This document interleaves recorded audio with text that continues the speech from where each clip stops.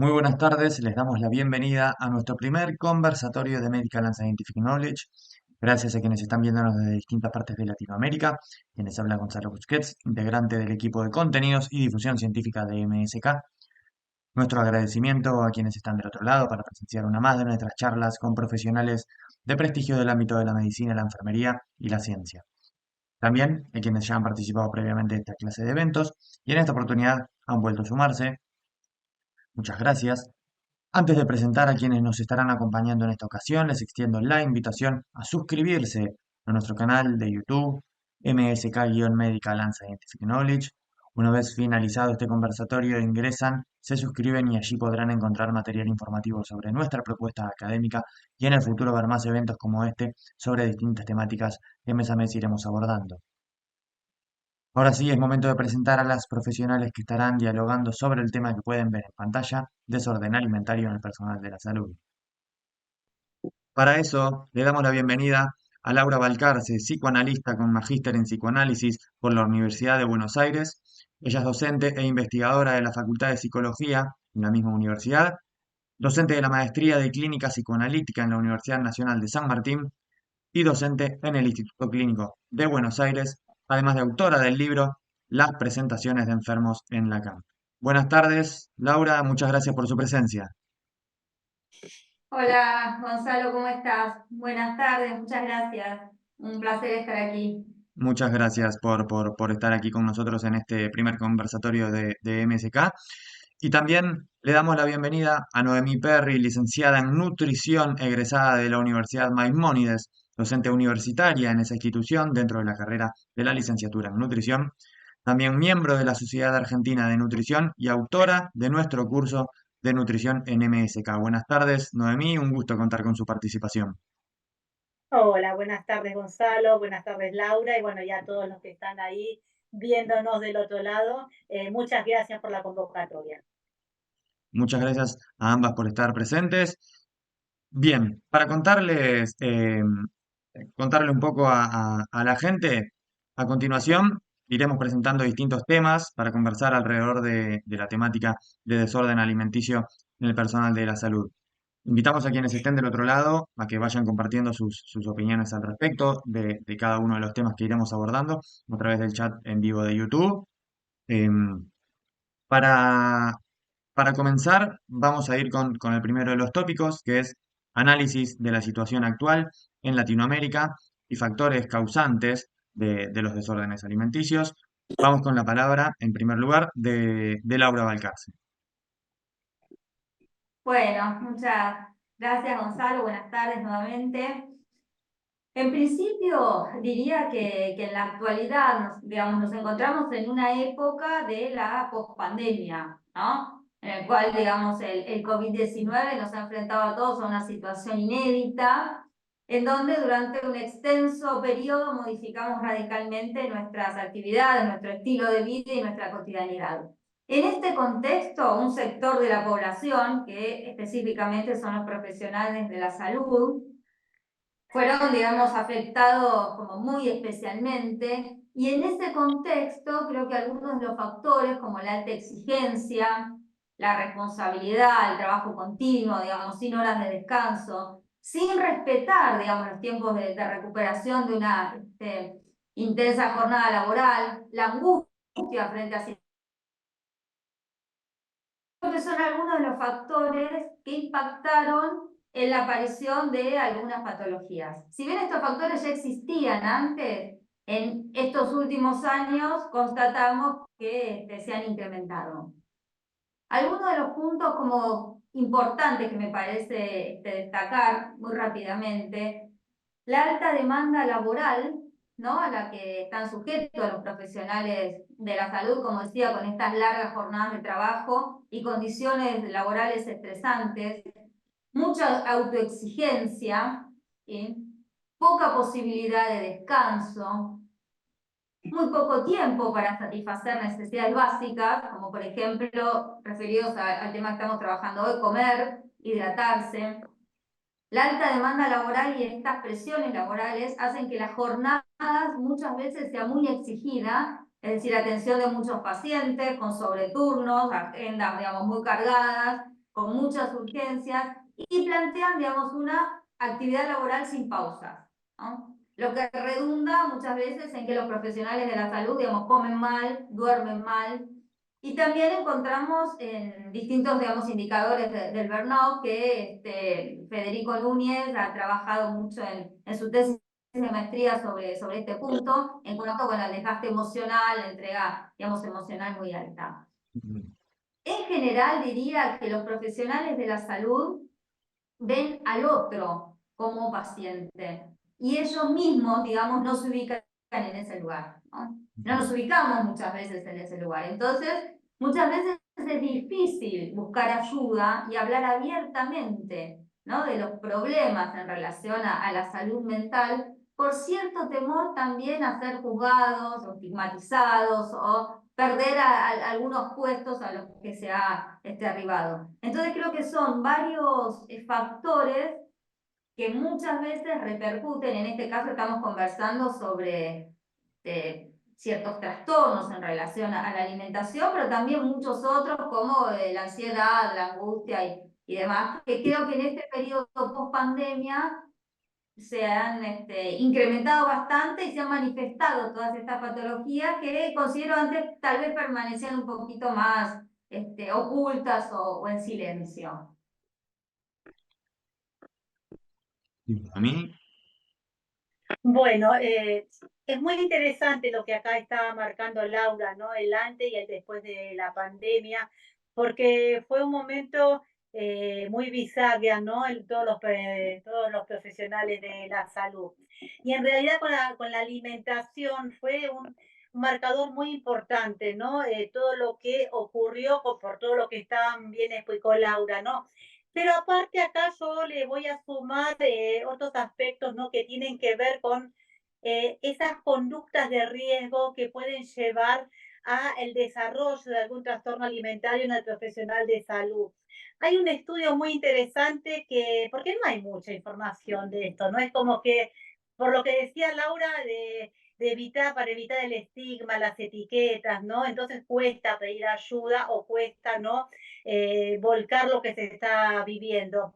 Pero hay un estudio muy interesante porque se está viendo que este perfeccionismo de los profesionales de salud lo llevan también a un perfeccionismo propio, ¿no? De querer mostrar de que ellos pueden con todo, que pueden con su cuerpo, que pueden con ese modelo de alimentación que nos están vendiendo como el más saludable, que esos modelos que uno quiere vender a nuestros pacientes o mostrarles como los mejores, los tenemos que probar en nosotros mismos también. Y todo eso lleva, ¿no?, a desarrollar distintas conductas de riesgo para un posible trastorno alimentario, ¿no? Realmente. Y no es menor el tema. Hay un estudio, te decía, que se desarrolló en Paraguay, ¿no? Acá el año pasado, en el año 2022, del doctor Róbalo, ¿no? Raúl Róbalo. Y él habla justamente, ¿no? Investigaron sobre las distintas conductas de riesgo de distintos profesionales de la salud. Médicos, en primer lugar, después había nutricionistas, enfermeros en esta investigación, y mostraban que con dos herramientas muy importantes, uno es el SCOF y otro es el I26, que son herramientas para detectar justamente estas conductas de riesgo para el desarrollo de trastornos alimentarios, vieron que había una alta incidencia justamente, ¿no? Que se estaban empezando a manifestar. Y no es menor, ¿no? Realmente, porque por un lado está ese desorden, como Laura también, ¿no? Estuvo nombrando, de falta de tiempo, deshoras, no prestar atención a lo que se come, pero por el otro lado, la exigencia de querer ser perfecto, ¿no? En un montón de cuestiones. Y también en la alimentación y también en el cuerpo y en la imagen del cuerpo que tiene el profesional. Esa imagen corporal, ¿no? Que realmente es lo primero que se ve y es la primera coraza justamente que determina las primeras, diría yo, manifestaciones, ¿no?, para el posible desarrollo de trastornos alimentarios. En la carrera de nutrición se da muchos en la universidad. Hay muchas universidades que estamos llevando a cabo con los estudiantes de nutrición. Y muchos estudiantes, digo muchas porque el 80 según la universidad son mujeres, ¿no? De las que estudian nutrición, tienen conductas de riesgo o han tenido trastornos alimentarios y es como que ven en la carrera una salida, ¿no? Como para curarse, o lo empiezan a desarrollar en el propio transcurso, ¿no? De la currícula, de la carrera que están haciendo, ¿no? De nutrición. ¿Y por qué? Porque ven que ellos tienen que ser el ejemplo. Y en ese ejemplo se olvidan que son seres humanos también. Y empieza en las personas predisponentes justamente para el desarrollo de estos trastornos alimentarios a tener y adoptar algunas conductas que les puede llevar a desarrollar justamente estos trastornos. No hay mucha investigación y sería muy lindo poder empezar a trabajar en conjunto con psicología, con medicina, con nutrición, en estos aspectos para estar atentos, ¿no? Porque no es menor realmente. Bien, bien, esa justamente era el segundo tópico que nos interesaba abordar sobre la aparición de desórdenes alimenticios desde la etapa formativa. Le pregunto a Laura en este caso, para continuar con el tema, su mirada al respecto. Sí, es muy interesante lo que situaba Noemí. Voy a retomar algunos de estos puntos que, digamos, también había pensado en relación a esto. En principio diría, como lo pienso, la etapa formativa está, digamos, por la cursada de la carrera y luego por la práctica profesional, ¿no? Las residencias. Creo que ahí hay un componente, digamos, muy interesante entre lo que es la cursada y después ese salto a la práctica profesional. En las residencias, en general, en su gran mayoría, las actividades, digamos, laborales de los jóvenes profesionales son muchísimas, ¿no? Realizan, como decía antes, un trabajo, digamos, ininterrumpido, muchas veces sin descanso, y también pasan muchas horas sin ingerir alimentos, o lo que suele suceder, también comen apurados en ratitos libres, alimentos que son de baja calidad nutricional. Esto Noemí lo debe conocer, digamos, muy bien. Algunos puntos me parece respecto de la práctica formativa, ¿no? Que pueden tener incidencia en algunos desórdenes o están asociados a algunos desórdenes alimenticios. Por ejemplo, la presión académica, en la que se observa una gran autoexigencia, como decía antes. Esto, digamos, se traslada ya a los estudiantes. La idea del perfeccionismo, como decía Noemí, en relación al rendimiento. Pacientes, digamos, profesionales de la salud, suelo escuchar muchas frases en torno a necesito exigirme para lograr lo mejor de mí, todo tiene que salir perfecto, el camino tiene que ser sacrificado, ¿no? Cierta idea que hay en torno a un rendimiento, digamos, muy perfeccionista. Y esto redunda en la falta de tiempo para las propias actividades. Muchas veces los profesionales de la salud durante la formación dedican gran parte de su tiempo a las actividades de estudio, ¿no? Y entonces descuidan otras actividades. Un poco con la idea de que el fin justifica los medios y también cierta presión académica. Tengo pacientes, por ejemplo, que no saben muchísimo y no se presentan a rendir exámenes por temor a no saber, ¿no? Por la presión es tan alta, entonces tal vez siguen estudiando y eso les genera, digamos, un nivel de tensión y de presión, digamos, muy importante, ¿no? Muchas veces también se definen metas que no son posibles de cumplir, entonces esto genera un nivel de frustración bastante alto. Y esta, digamos, autoexigencia se traslada muchas veces, también como decía Noemí, a la exigencia respecto de la imagen corporal y la relación que tienen con la comida. Este nivel de perfeccionismo se desplaza, digamos, a cierto control por la ingesta de los alimentos, la preocupación por la imagen, el control del peso, cómo se ve en el espejo, intentando ubicar ahí, digamos, distintos defectos, ¿no? Estos estándares, vamos a decir, tan altos, se expanden de alguna manera a todos los aspectos de la vida, ¿no? Estamos focalizando aquí en estos trastornos o desorden en la alimentación, pero también lo podemos pensar más allá de eso, ¿no? Sí, la verdad que concuerdo lo que está diciendo Laura, ¿no?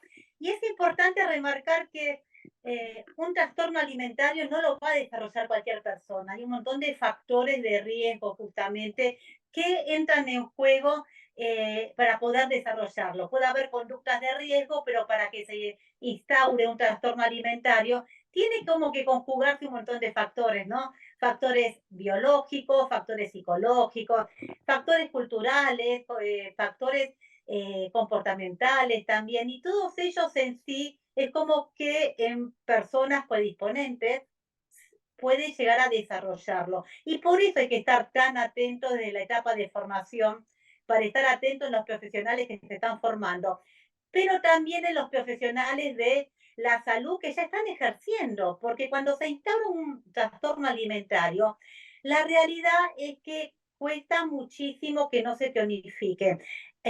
Hay que estar atentos de entrada realmente para cuando hay estas señales de alarma, de alerta que nos pueden a nosotros hacernos pesquisar o ver de que algo está ocurriendo en las personas. Bueno, nosotros mismos, que ya tenemos el conocimiento como profesional de la salud, o los que están a nuestro alrededor realmente. Se da mucho el salutismo, ¿no? En los profesionales de la salud. ¿Qué sería eso? Como el buscar todo lo sano y en una, como con una obsesión realmente por querer buscar todo sano para no enfermarnos y esto transmitírselo a nuestros pacientes también. Y en realidad que cuando el buscar todo lo sano, ese salutismo que hay, nos aísla, ¿no? De la sociedad, nos aísla y nos perturba en distintos actos que podemos tener, ¿no? En nuestra vida cotidiana, es un problema también, porque ahí empieza a manifestarse un trastorno alimentario.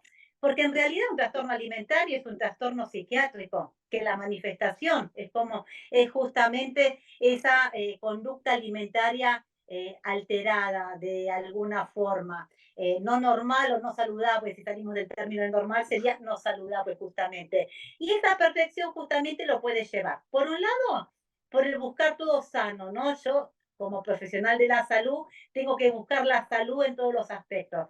Pero también, algo que dijo Laura y es súper interesante, esa autoexigencia o esa alta demanda o la falta de sueño, la falta de descanso, los puede llevar también a distintas búsquedas de placer hedónico por el alimento o compulsión por comer, para tapar distintas emociones, ¿no? Que realmente tampoco son buenas y justamente se trata de eso, de estar atentos, de saber que tenemos que estar, nosotros como profesionales de la salud, estar atentos a lo que pasa a nuestro alrededor, con nosotros y con los demás. Porque cuando aparecen estas conductas de riesgo, ¿qué es lo que aparecen en las investigaciones que hay? Conductas de riesgo.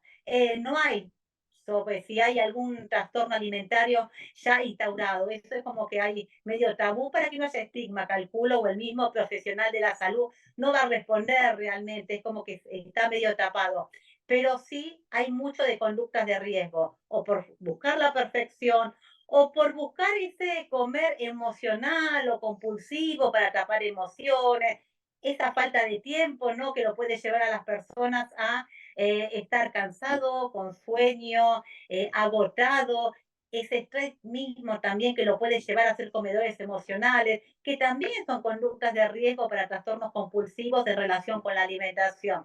Entonces, es decir, bueno, hay muchos factores, ¿no? Que pueden hacer que se desencadene, se tienen que conjugar, pero las conductas de riesgo existen y por eso hay que estar atentos.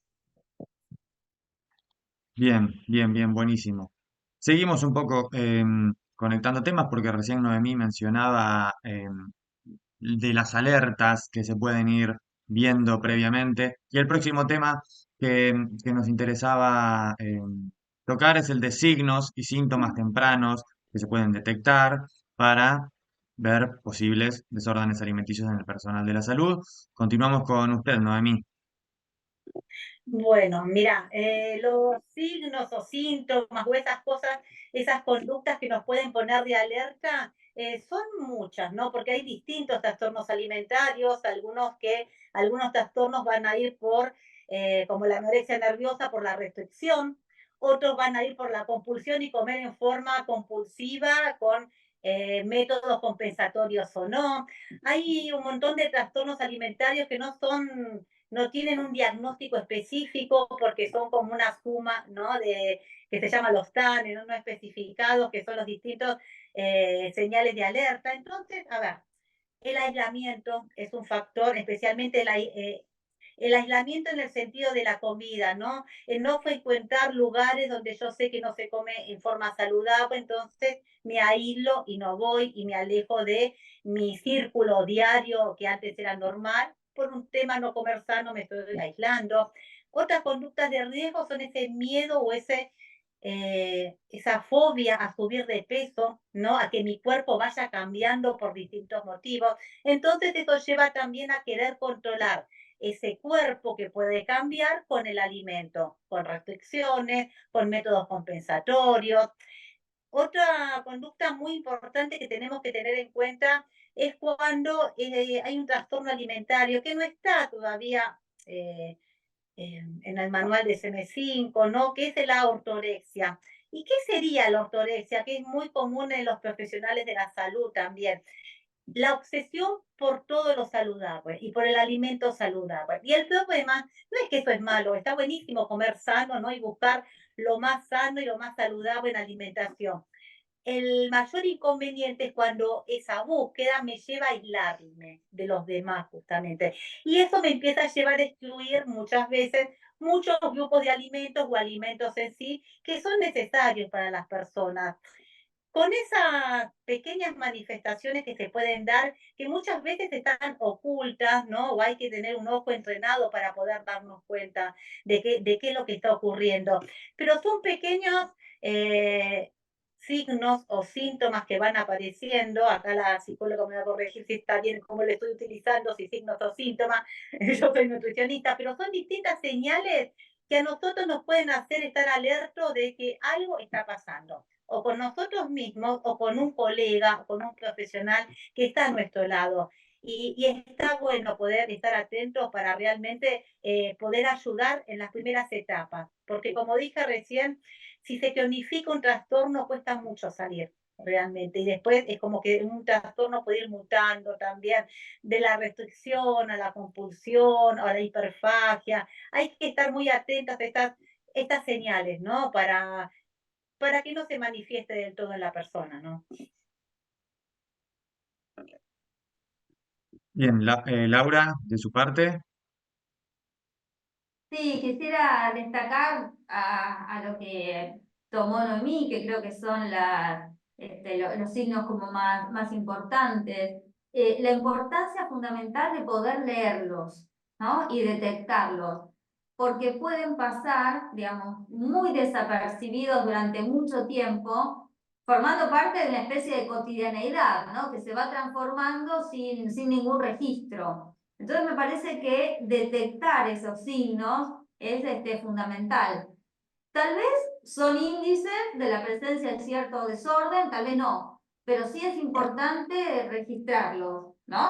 Desde un inicio. Estos cambios de la alimentación, la evitación de los alimentos, como decía Nomi, también la eliminación de algunos alimentos de la dieta o el poner excusas para no comer, una dieta que sea muy restringida. Las conductas compensatorias muchas veces nos dan la pista de que hay allí como algún desorden. Por ejemplo, come, sale a caminar varias cuadras, no ingiere determinado tipo de alimentos o durante horas, ¿no? Entonces las conductas compensatorias, ¿qué está intentando pensar, digamos, con la ingesta de determinados alimentos? El interés por calcular calorías también, que hay aplicaciones y demás que ayudan a eso, ¿no? Un poco la tecnología, la época también empuja a determinadas cuestiones en torno a eso, ¿no? Al control de las calorías y demás.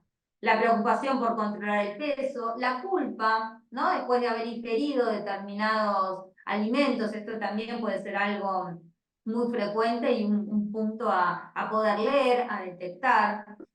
El comer a escondidas, un comer en secreto, ¿no? Eso también es otro punto que puede pasar muy desapercibido y es una cuestión a interrogar, ¿no? ¿Por qué alguien tendría que comer en secreto, guardar comida?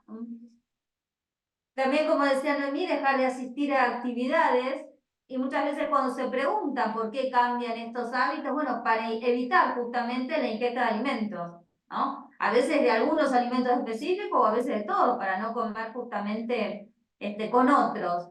Mirarse al espejo también, hay algo en torno a la imagen que suele ser un indicador interesante, comparar su imagen, ¿no? con otros o su propia imagen tiempo antes, siempre, por supuesto, para detectar los defectos, ¿no? que tiene esa imagen en el cuerpo. Tenemos el cuerpo y la imagen del cuerpo, ¿no? Y después, bueno, ya hay algunas cuestiones como bastante, digamos, más importantes, que a veces la pérdida de esmalte, ¿no? en los dientes, digamos, por el efecto de los vómitos, ¿no? Con frecuencia y demás, pero eso ya sería algo como bastante más avanzado, ¿no? Diría. Pero hay muchos signos y creo que lo importante es poder leerlos, que no pasen desapercibidos, que es muy habitual que se entramen en una rutina un poco cotidiana de cierta vorágine y que nadie los lea, ¿no? Nadie los advierta. Sí, total. Bien, bien, bien. Sí, tal cual, la verdad que sí. Acá lo que decía Laura es muy bueno lo que decía de la imagen corporal, justamente, ¿no? Porque esa imagen corporal, ¿no? Que realmente, o la insatisfacción corporal marcada, es realmente un síntoma de alarma, porque este es un factor que está en el 90% de los trastornos alimentarios. Y ese que muchas veces son los disparadores también, esa insatisfacción corporal que lleva a querer controlarla o modificarla con la modificación de la alimentación en forma no saludable. Y ahí hay que estar muy atentos realmente. Bien, bien, muchas gracias, Noemí. Vamos con el siguiente tópico, que es profesionales en esta situación de desorden alimenticio pueden transmitir malos hábitos en sus pacientes. ¿Esto puede ser así? Laura, la escuchamos. Creo que este es un punto muy interesante para poner al trabajo, ¿no? Los profesionales de la salud. Porque como decía antes, están muy habituados a trabajar con nosotros, no tanto, podemos decir, consigo mismos, ¿no? Registrar cuáles son los síntomas, las dificultades, de qué sufren, para justamente pudiendo localizar eso, eso permite tomar distancia, ¿no? Desde la vida personal, de los temas que afectan a los profesionales de la salud, para que justamente no interfieran en el tratamiento con los pacientes. Eso es un punto que me parece muy interesante a poder trabajar, ¿no? Como decía, profesiones que están destinadas a atender al otro, ¿no? Y hay una exigencia profesional muy alta en cuanto al rol que cumplen, ¿sí? Y entonces hay como una suerte de que la función que cumple el profesional de la salud aplasta su propia subjetividad. Es como si se olvidaran de que son personas, ¿no? Y que por supuesto seres humanos que sufren y que tienen sus propias dificultades en la vida y demás, ¿no? Entonces muchas veces en este punto, digamos, los profesionales de la salud no son vistos como seres humanos que sufren, que les pasan cosas, sino que se les exige muchísimo que cumplan con su tarea, que rindan al máximo para atender, digamos, a sus pacientes y se juega también esta suerte de, como decía antes, de perfeccionismo, ser los mejores, ¿no? En la profesión, en lo que cada uno hace. Existe esta dificultad, como decía antes, de que los profesionales de la salud hablen de sus propios temas, problemas, dificultades, ¿no? Inherentes, podemos decir, a cualquier ser humano.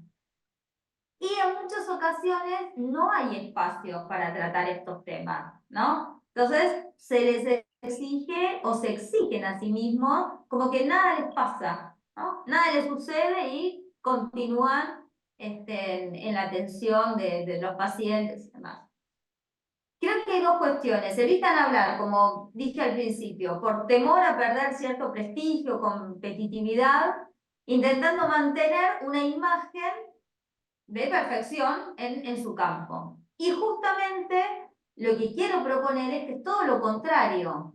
Justamente hay que tratar esos puntos, como decía al principio, para que eso no interfiera en el tratamiento con los pacientes, ¿no? Respecto de esto, dar malos consejos. Creo que primero uno tiene que estar advertido de las cosas que le pasan a uno mismo para a partir de ahí poder tomar cierta distancia. Y creo que esto es muy importante porque es un trabajo, ¿no? Con los profesionales de la salud que en general redunda en una mayor disponibilidad, ¿no? Subjetiva, personal para la atención de los pacientes. Entonces ese punto me parece crucial para poder tomar distancia. No es que no haya dificultades, pero poder tomar distancia de eso, ¿no? Para poder intervenir y atender a los pacientes. Sí, vos fíjate, está muy bien, está perfecto lo que estabas planteando. Y también saber que, hablando de los trastornos alimentarios tan puntualmente, es importante que los profesionales que trabajan en trastornos alimentarios puedan primero detectar en sí mismos lo que les está pasando y resolverlo y tener ese espacio para poder hablarlo y plantearlo, porque lamentablemente si no se puede trasladar algo a nuestros pacientes, entonces no es menor, ¿no? No es que va a ser una dificultad para trabajar en ningún ámbito donde se desarrolle. Pero cuando se trabaja en trastornos alimentarios, sí hay que tener muchísimo cuidado los profesionales que están a cargo de los pacientes, porque lamentablemente se puede hacer alguna transferencia de ellos, ¿no? Entonces, primero hablarlo, armar equipos, ¿no? Justamente para atender a estas enfermedades y que los colegas de que trabajamos en estos equipos estemos atentos a lo que les pasa a nuestros pares. Eso es lo más importante, porque lamentablemente, puntualmente hablando de trastornos alimentarios, se puede inferir o se puede hacer una mala praxis con algún paciente, pero porque son creencias que las tenemos con nosotros mismos y al poder y al trasladarlas justamente a un paciente en recuperación, hay que estar atentos realmente. No son tratamientos fáciles, no son patologías fáciles para tratar y hay que estar muy atentos realmente para no estar llevándoselos a nuestros pacientes, ¿no? Lo que nos está pasando a nosotros. Hay un estigma, se habla mucho ahora de la gordofobia o el gordoodio, ¿no? Que se tiene hacia las personas con un cuerpo grande. Y hay que tener mucho cuidado de uno tener resuelto un montón de cosas con la imagen corporal para después poder plantarnos nuestros pacientes y transmitirle lo mejor que nosotros buscamos curar al paciente, ¿no? Realmente buscar lo mejor, no dañarlo, no dañar al paciente. Y cuando no tenemos resueltas estas cosas, se puede llegar a dañar, entonces hay que estar atento en los equipos de salud. No para dejar de lado a ningún profesional, ni poner etiquetas, ni mucho menos, sino para ayudarlo, porque seguramente le está pasando algo con este tema, con el cuerpo, con la alimentación, con la forma, no resuelto. Entonces hay que estar atentos, ¿no? En los equipos. Por suerte no se tratan solas estas patologías, entonces es mucho más fácil poder detectar justamente y trabajar entre todos en esto. Perfecto. Sí, me parece en esto que tomaban Noemí, que es muy interesante, esta doble vertiente, ¿no? Por un lado, el trabajo que puede hacer cada profesional de la salud más en su singularidad, y por otro lado también en los equipos interdisciplinarios, poder trabajar sobre los casos, ¿no? Sobre cada paciente, porque ahí también hay una orientación, ¿no? Respecto de cuál es el tratamiento más acorde, ¿no? Para cada paciente o registrando justamente la particularidad, la singularidad de cada uno. Perfecto. Un poco con el siguiente tema, vamos a avanzar con la licenciada Noemí Perry. Me gustaría abordarlo por ahí, es un poco a modo de resumen, o un poco a modo de enumeración de puntos que podrían fortalecer los profesionales con desorden alimenticio. Como mencionaba recién, avanzamos con la licenciada Noemí Perry.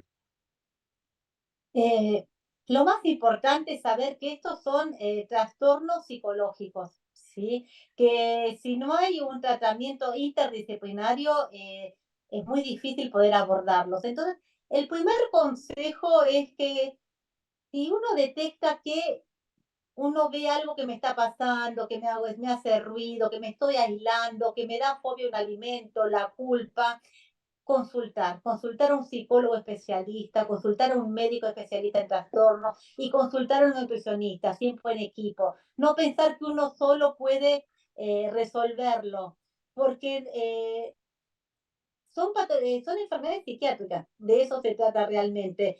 Y aunque yo mejore mi alimentación, pues, no, voy a empezar, un ejemplo, dejo de comer carbohidratos por miedo a engordar, por todo lo que estamos viendo y distintos tipos de dietas, que yo vea que hay algo, no, no está bien dejarlo, estoy cansada, pero no solucioné el miedo que tenía a ese alimento, sino que fue por un tema de conocimiento. ¿Qué quiero decir? hay que, hay que entender que solo no se sale de los trastornos alimentarios. Yo puedo tener mucho conocimiento sobre la enfermedad, sobre la patología, sobre los alimentos, pero si se instauró un trastorno alimentario, solo no voy a poder salir. Entonces, hay que pedir ayuda. De eso se trata, porque no se sale solo de estas enfermedades y se sale en equipo, ¿no? Realmente. Primero pidiendo ayuda y empezar a reconocer qué es lo que me está pasando. Y a partir de ahí, en ese pedir ayuda, empieza como a allanarse el camino, ¿no? A la solución. Eh, y esa es la única forma. Y estemos atentos realmente a ese perfeccionismo, a esa autoexigencia que me lleva a querer tener esa imagen que quiero mostrar a mis pacientes o que quiero mostrar a mis pares o que quiero mostrar en relación a mi trabajo de cómo soy yo, ¿no? Con mi imagen personal, con cómo como. Es muy normal en los nutricionistas puntualmente que en cualquier reunión, ay, a ver qué come el nutricionista, a ver qué hace el nutricionista, subió 1 kilo el nutricionista, como que tiene, puntualmente los nutricionistas son los que más riesgo tienen, me parece, de desarrollar un trastorno alimentario. Después sí vienen los médicos, pero por la carrera con esa autoexigencia y este perfeccionismo. Pero en los licenciados en nutrición el riesgo está por el querer mostrar que lo que yo les voy a vender a mis pacientes lo puedo hacer en mí mismo. Y en realidad cada cuerpo es distinto, cada persona es distinto, cada momento biológico en una persona es distinto. Entonces, es decir, pidamos ayuda, estemos atentos y pidamos ayuda. Nosotros con los profesionales que nos rodean o con otro profesional y estar atentos también a nuestros pares, porque somos los que vamos a detectar quizás que está pasando algo. Y al estar atentos podemos aconsejar, podemos guiar también. Y de eso se trata, ¿no? Detectarlo cuando está la conducta de riesgo y que no se instauró un trastorno alimentario para que no termine alterando la vida y la calidad justamente de vida de los profesionales y después de su desenvolvimiento, ¿no? En la profesión. Bien, Laura. Sí, en principio diría el registrar las emociones, lo que pasa en el cuerpo, los pensamientos, ¿no? Lo que está pasando. Insisto mucho en esto porque en la vorágine de la vida actual hay poco registro de estas sensaciones y me parece que eso es un punto fundamental, ¿no? Poner cierta pausa y que el profesional de la salud pueda, ¿no? Registrar estos espacios. Como decía, ve al otro como paciente, pero no a sí mismo, ¿no? Entonces hay una gran tendencia a cuidar a los otros y se descuida en ese movimiento a sí mismo. Creo que es importante tomar también conciencia de la alta demanda laboral, que no es algo que va de suyo y está un poco, estamos habituados a determinado trabajo, ¿no? En esta vía, pero hay que tomar conciencia, ¿no? De también el riesgo que esto implica.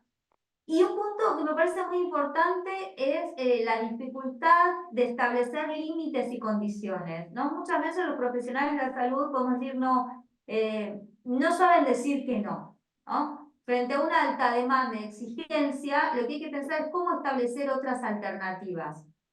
Hay un ejercicio, digamos, muy lindo que siempre Federico Núñez, cuando trabajo con él, lo hace con profesionales de la salud justamente, y es que hay dos personas que podemos decir están enfrentadas, uno avanza y la consigna es que el otro debe decir que no para poder situar hasta dónde va a llegar esta persona que va avanzando. Entonces lo que sucede muchas veces es que el otro avanza, avanza, avanza, y el que está parado en la posición de tener que decir que no, no dice nada, el otro sigue avanzando hasta que se siente en una situación muy incómoda, ¿no? Entonces, ese ejercicio, podemos decir, lo que muestra es que si nosotros no decimos basta, el otro sigue avanzando, ¿no?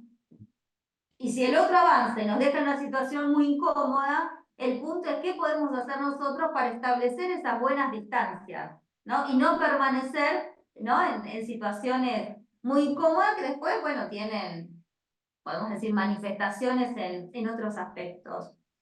Y luego desde una perspectiva como muy singular, más pensando en orientación, les diría desde el psicoanálisis, es importante localizar qué función tiene ese desorden alimenticio para un sujeto. Me parece fundamental detectar en qué momento aparece, ¿no? Y si podemos localizar como cuál es el marco en que aparece eso, por qué en determinado momento y no en otro. Y aunque suene un poco raro que lo diga de esta manera, si ese trastorno o ese desorden de la alimentación viene a solucionar algo, ¿no? Tal vez como un intento fallido de solución de alguna otra cosa, algún otro problema que no se ha podido solucionar, como una situación traumática, angustiante. También me parece que es interesante pensar esta manifestación, en todo caso, de este desorden, qué función tiene para cada uno, ¿no? En habilitar esos espacios propios. Son preguntas que siempre intento localizar. ¿Por qué en este momento? ¿Qué es lo que pasó para que esto tuviera determinada emergencia ahora? Perfecto. Sí, Noemí, ¿quería decir algo más? No, es que justamente sí, le iba a decir de lo que está diciendo Laura, ¿no? Que eh, este trastorno alimentario, esta modificación en la alimentación, esta alteración en el comer normal, es síntoma de algo totalmente, no cambia la manifestación de comer de alguna forma porque sí. Y esto es lo que hay que tener en cuenta. Este cambio en la alimentación, o por dejar de comer, o por comer en forma compulsiva, o por tener conductas compensatorias, vienen a raíz de algo, y no es por el alimento en sí. Viene por más, hay otras cosas justamente que están pasando. Y esto es parte del autocuidado, ¿no? Autoconocimiento que tenemos que tener. Y tenemos, a ver, los profesionales de la salud tenemos una responsabilidad con nosotros y con nuestros pacientes. Y no es menor la responsabilidad doble que tenemos. Y si no nos cuidamos nosotros, no podemos cuidarlos tampoco a los pacientes. Y ahí está justamente estos límites. Muy lindo el ejercicio, lo voy a probar, Laura. Es muy interesante este ejercicio porque muy interesante. Lo había conocido de otra forma, de pues dame, y como que la persona se quedaba sin nada, así entre dos personas, pero esto de avanzar es muy interesante, lo voy a tener en cuenta. Bueno, me gustaría finalizar con un análisis en el cual vamos a dar vuelta el punto de vista. Lo que vimos hasta ahora, y sobre todo en este último punto que analizaron, fue el profesional que atraviesa un desorden alimenticio, bueno, que debería fortalecer. Ahora cambiamos el punto de vista y para el último tema pregunto, ¿cómo pueden ayudar otros profesionales a sus colegas que se encuentran en esta situación? Eh, Abrimos este tópico con Laura.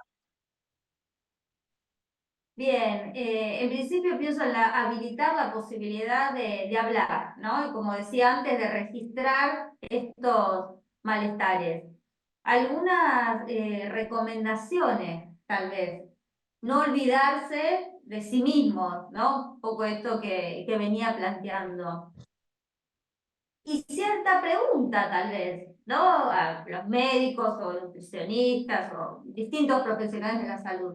Pero sí, pues le podemos decir, si vos fueras, ¿no? Tu propio médico clínico, ¿qué te dirías?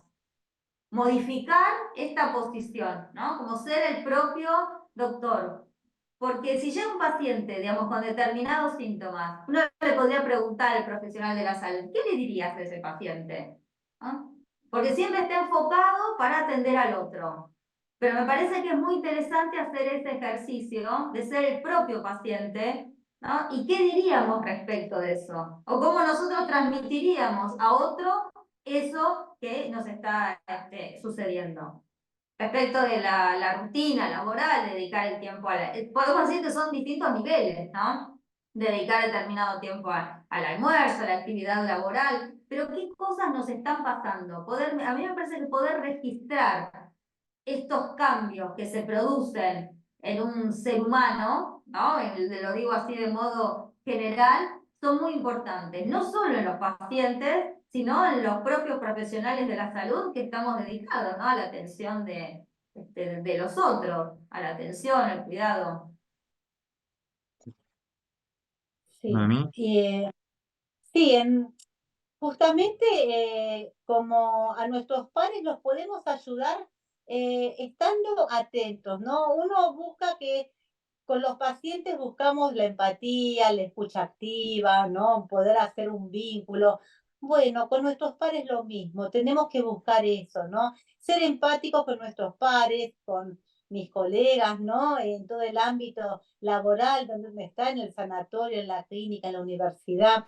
Y estar atentos, ¿no? Porque la mejor forma de ayudarlos es primero escucharlos. Como bien dijo Laura, es importante el hablar y el poner en palabras. También es muy importante que los pares no juzguen y escuchen lo que está pasando. Y ahí juega, es un rol muy importante la empatía que tiene con nuestros colegas, con el médico que está al lado mío trabajando, con el psicólogo, con la nutricionista, el nutricionista mismo. El estar con ellos y estar atentos y a verlo. Que ellos tengan el espacio para ver, que tengan ese espacio con nosotros mismos, pero que también ellos tengan la posibilidad de poder manifestar lo que les pasa. Que no haya una etiqueta, que pierdan el miedo de decir lo que les está pasando cuando detectan algo, porque cuando ese miedo y esa autopercepción de que no me puede pasar nada, pero se la pone al mismo medio, ¿no? Al profesional de la salud de que no le puede pasar nada porque como ellos tratan la salud de las personas, ¿no? De sus pacientes, tenemos que ser como guiadores, que nada nos puede pasar. No, nos pueden pasar un montón de cosas y ahí está el labor de nuestros padres para ayudarnos. Para un poco, mira lo que está pasando, mira lo que hiciste, te parece bien, te veo raro, estás comiendo bien, estás bajando de peso, estás subiendo, aunque no se opina del cuerpo de los otros, porque no se opina, pero está bueno estar atento a esas señales y en forma empática, a ver, no para juzgarlos, pero sí para que ellos tengan ese espacio para poder decir, ¿sabes que sí? Hay algo que me está molestando. No sé, estoy entrando en menopausia, una mujer, mi cuerpo está cambiando y no puedo permitir que mi cuerpo cambie. Y eso es una señal de alerta, ¿no? Para el par que está escuchando que le pasa eso a la médica, a la psicóloga, a la nutricionista. Porque eso puede llevar esta insatisfacción a estas conductas de riesgo. La escucha. Nuestros pares nos pueden ayudar escuchando, ¿no? Realmente estando atentas y sí, con empatía, con respeto, sin avasallar, ¿no? Y sin juzgar, hablando, dando ese espacio para poder hablar. Esa es la mejor forma. Bueno, Bueno, muchas gracias. Es un gran cierre con este análisis de parte de ambas. Así que ya no queda más que agradecerles a las dos por haber sido parte de este primer conversatorio de MSK. Primero, muchas gracias, Laura, por tu presencia. Un placer. Gracias, gracias Gonzalo, un placer compartir Bueno. esta conversatorio con Noemí. Bueno, un placer también, Noemí, haber podido contar con su presencia. Ya han estado previamente con nosotros en otros eventos, pero por primera vez en MSK. Un placer haber contado con ustedes. Muchas gracias, Noemí, también. Gracias, Gonzalo y Laura. Muy rico realmente todo lo que podemos intercambiar, porque de eso se trata, ¿no? De trabajar en forma transdisciplinaria siempre. Solitos no podemos, ¿no? Cada uno en su disciplina no puede hacer mucho, pero trabajando en conjunto realmente se puede hacer muchísimas cosas con esto, que son los trastornos alimentarios en los personal de salud, pero en muchísimos temas. Sigamos trabajando porque es muy importante. Exactamente, creo que hay algo, retomando esto que decís y con esto ya cierro, Gonzalo. Creo que hay que inventar siempre, ¿no? Nuevas alternativas, porque muchas veces aparece esta rigidez de los extremos, blanco-negro, y es justamente habilitar un abanico de posibilidades donde aparezcan distintas tonalidades de grises, ¿no? Para esto y para la vida misma. Creo que los profesionales de la salud estamos muy exigidos y hay que inventar nuevas alternativas, nuevas posibilidades. Creo que bien vale la pena eso. Muy bien, muchas gracias a ambas. Gracias, Gracias. Gonzalo. Pasó este primer conversatorio de Medical and Scientific Knowledge. A todas las personas conectadas, les comento que ahora mismo en el chat en vivo pueden encontrar un enlace al que pueden ingresar para compartirnos su opinión y sus comentarios sobre este conversatorio. Pero también antes de despedirnos les comento que en www.mscalatam.com pueden encontrar más de 50 capacitaciones completamente a distancia, con las que podrán avanzar a sus tiempos con una autonomía de cursada y la asimilación progresiva de sus conocimientos, contando permanentemente con asesoría académica personalizada. Esos son los atributos de nuestra propuesta académica en MSK. Más de 50 capacitaciones a distancia para avanzar a tus tiempos con autonomía de cursada y asimilación progresiva de los conocimientos, contando además con asesoría académica personalizada permanentemente. Todo esto lo encuentran ahora en www.mscalatam.com. Este conversatorio queda subido en nuestro canal de YouTube. Los invitamos a que ingresen y se suscriban. Somos MSK-Medical and Scientific Knowledge. Pero también los invitamos a que nos sigan en nuestras otras redes sociales. En Instagram somos @msk.latam y en Facebook y LinkedIn nos encuentran como MSK-Medical and Scientific Knowledge. Muchas gracias por haber estado del otro lado. Mi nombre es Gonzalo Busquets y nos volveremos a encontrar en un próximo evento de MSK.